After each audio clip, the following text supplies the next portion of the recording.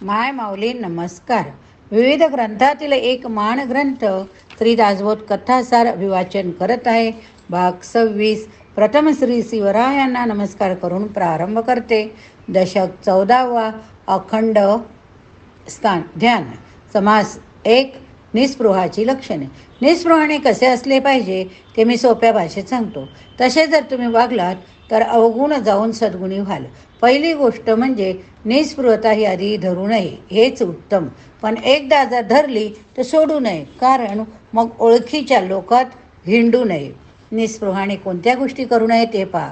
स्त्रियांवर नजर ठेवू नये, मन कशावरही जडवू नये, धैर्य सोडू नये, एका जागी राहू नये, मिंदे असू नये, लोभीपणा असू नये, आचार सोडू नये, द्रव्य घेऊ नये, भिक्षा मागण्यास लाजू नये, पण जास्त भिक्षा घेऊ नये, ओळख सांगू नये, अस्वच्छ वस्त्र नेसू नये, मिष्टान्न सेवन करू नये, हट्टीपणा करू नये, मनात भोगवासना धरू नये, शरीराचे दुःख शोषित जावे, आयुष्याचा भरोसा धरू नये, विरक्ती, धैर्य, ज्ञान सोडू नये, कीर्तन, अंतर्ध्यान, सगुणविषयीची प्रेमभक्ती सोडू नये, चिंता नसावी, कष्टांचा खेद नसावा, अपमानाचे दुःख नसावे, निंदा झाली तरी झुरू नये, लोक काही जरी बोलले तरी आपला मार्ग सोडू नये.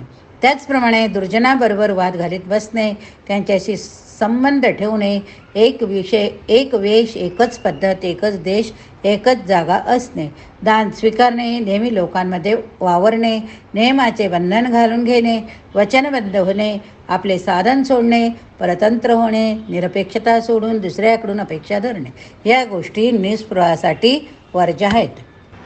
हव्यास वाटेल तसे वागणे, आसक्ती असता कामा नये, परंपरा सोडू नये, ज्ञान कर्म वैराग्य सोडता नये, साधन भजन सोडू नये, अतिवाद करणे, अनीती धरणे, पोटी राग धरणे, जबरदस्तीने उपदेश करणे, या गोष्टी निस्पृहाने टाळाव्या.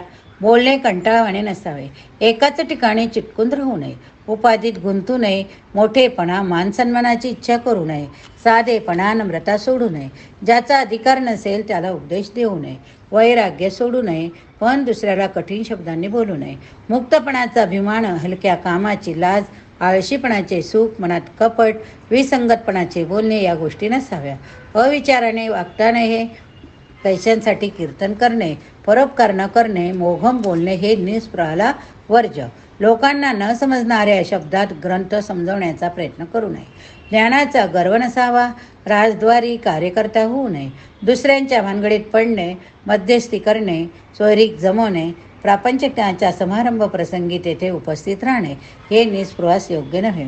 भिक्षेव्यतिरिक्त अन्न सेवू नये, वार लावून जेवणे, दुसऱ्यांच्या पैशाने तीर्थयात्रा करणे, पगारावर पुजारी पण करणे, या गोष्टी निषिद्ध होय.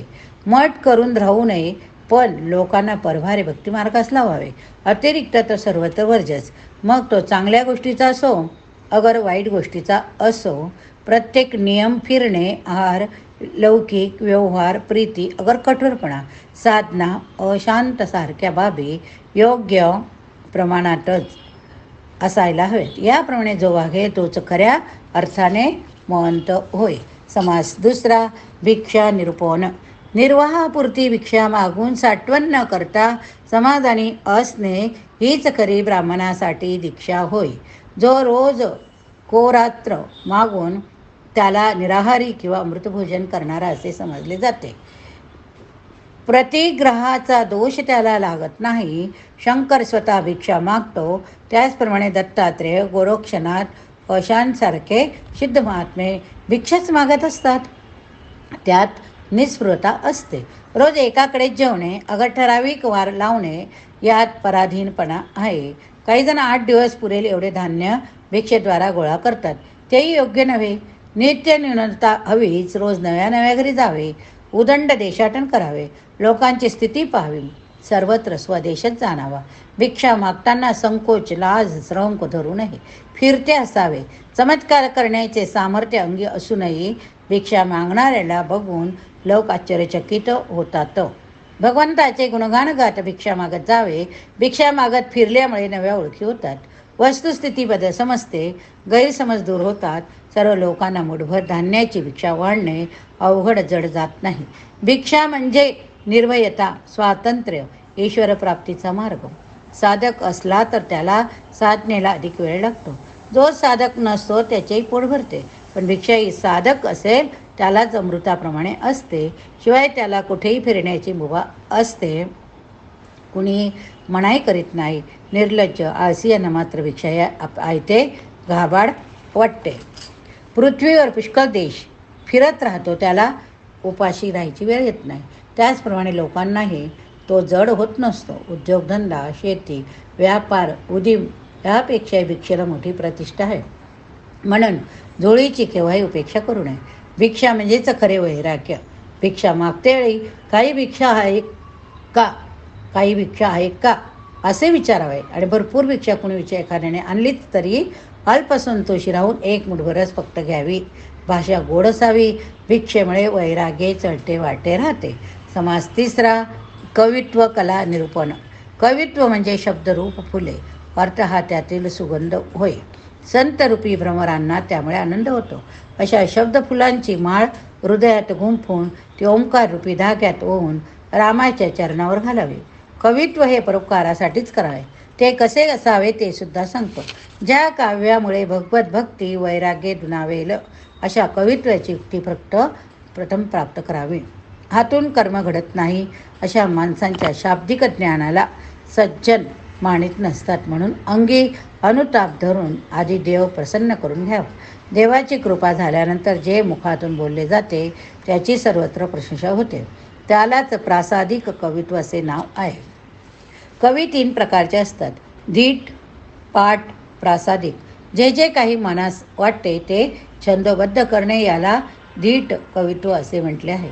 पुष्कळ ग्रंथ वाचून पाठांतर करून शब्दांची जुळवाजुळव करून ती काव्यरचना केली जाते, तिला पाठ कवित्व असे नाव आहे. कामिनी कांचन प्रतिष्ठा या बाबतीत उदास असून भगवंताच्या ध्यानात जो दिवस रात्र मग्न असतो त्याच्या मुखातून उत्स्फूर्तपणे जे विचार छंदोबद्ध होऊन बाहेर येतात तेच काव्य प्रासादिक होय. जे दिसेल ते वर्णन करणे, त्यात वीर, क्रूर, विनोदी, शृंगारिक अशा सारख्या विषयांचे वर्णन करणे याला धीट कवित्व असे म्हटले जाते. मन हे विषयात गुंतल्यामुळे त्या काव्यात विषय वर्णनच असते. केव्हा केव्हा स्वार्थापोटी प्रतिष्ठित लोकांची स्तुती करणारे काव्य रचले जाते, तेही धीट कवित्व होय. तेव्हा असे धीट कवित्व नसावे. शब्दांची ओढाताण, जुळवाजुळव केलेली रचना, पाखंडी मते असलेले काव्य, पल्हाळिक, नीरस, संदर्भहीन काव्य नसावे.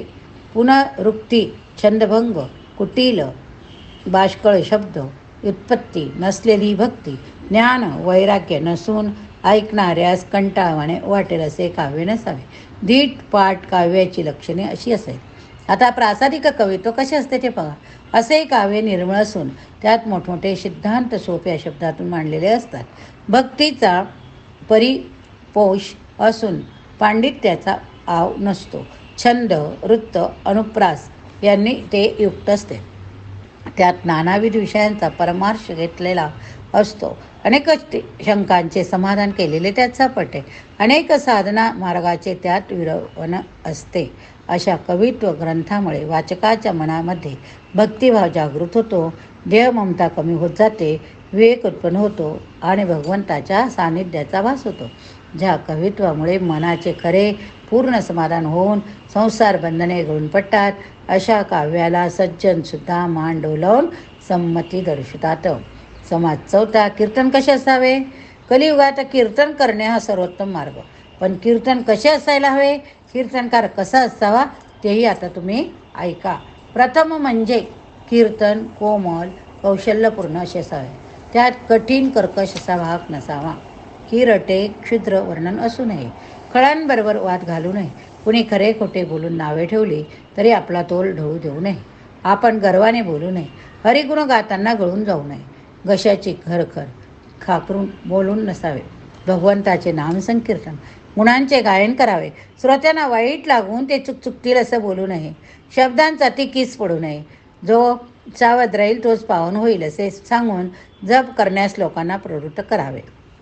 कीर्तनाचा प्रभाव दूरदूर पसरून लोक न बोलवता आपण होऊनच आकर्षित होतील असे सुंदर नेटके बोलणे असावे. कीर्तनात पुन्हा पुन्हा तेच तेच बोलू नये. टाळाटाळी करू नये. कंटाळवाणी रटाळ बोलू नये. मूर्तीचे ध्यान मनावर ठसेल असेच वर्णन करावे. आपण ढळमळता कामा नये, चुकू नये, भिवू नये, ढिसाळपणे बोलू नये. रसिक श्रोत्यांना आवडेल असे ताल सूर सांभाळून गोड गायन करावे. लोक रोमांचित होतील, आनंदाने डोलू लागतील, नाचू लागतील असे कीर्तन करावे. कीर्तन रसाने भक्ती उचंबळून येऊन देऊळ, सभामंडप, परिसर दुदंबून गेला पाहिजे. लोकांचे दृष्ट विचार नष्ट होऊन पुण्य प्रगटले पाहिजे. वावगे शब्द हुकून चाळल्या करणे टाळावे. लोकांनी भले शाब्बास, वा वा असे म्हटले पाहिजे, कारण मनाला जर आवडले तरच लोक कीर्तनाला थांबतील. मीपणा असलेल्यांनाही कीर्तन ऐकून भक्तीची ओढ लागली पाहिजे.